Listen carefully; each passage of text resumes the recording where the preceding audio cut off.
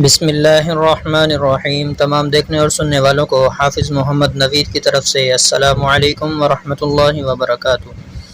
آج ہم آپ کی خدمت میں ایک ایسی بکری کا واقعہ پیش کریں گے جو بکری ایک تھن سے دودھ اور دوسرے تھن سے شہد دیتی تھی۔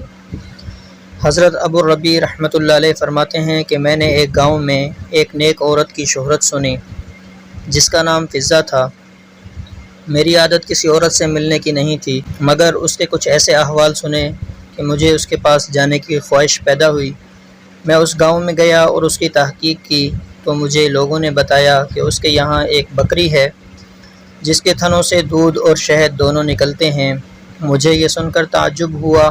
میں نے ایک نیا پیالہ خریدا اور اس کے گھر جا کر میں نے کہا کہ تمہاری بکری کے متعلق میں نے یہ شہرت سنی ہے کہ وہ دودھ اور شہد دیتی ہے، میں بھی اس کی برکت دیکھنا چاہتا ہوں۔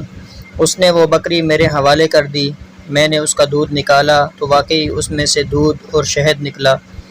ہم نے اس کو پیا۔ اس کے بعد میں نے پوچھا کہ یہ بکری کہاں سے تمہارے پاس آئی؟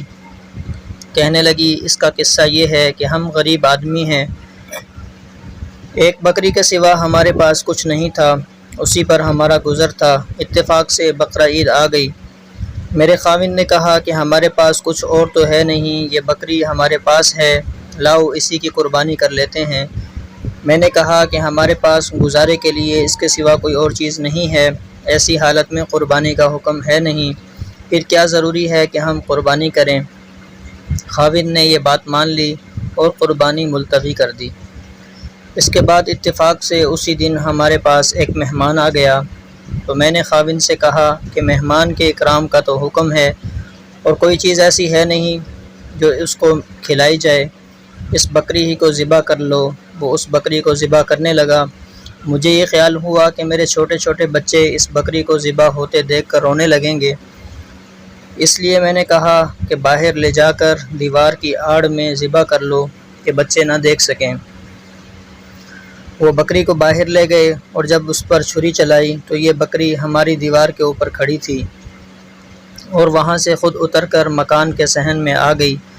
مجھے یہ خیال ہوا کہ شاید وہ بکری خاوند کے ہاتھ سے چھوٹ گئی ہے اور گھر آ گئی ہے۔ میں اس کو دیکھنے باہر گئی تو خاوند اس بکری کی کھال کھینچ رہے تھے۔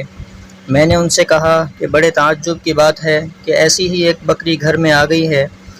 اس کا قصہ میں نے سنایا۔ خاوند کیا بعید ہے کہ حق تعالی شانہ نے اس کا بدل ہمیں عطا فرما دیا ہو۔ یہ وہ بکری ہے جو دودھ اور شہد دیتی ہے۔ یہ سب کچھ محض مہمان کے اکرام کی وجہ سے ہوا ہے۔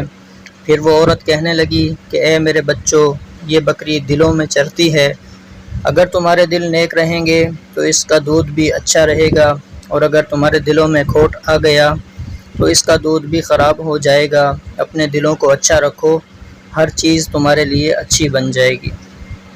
واقعہ اچھا لگا ہو تو لائک کیجئے، چینل کو سبسکرائب کیجئے۔ Thanks for watching. السلام علیکم۔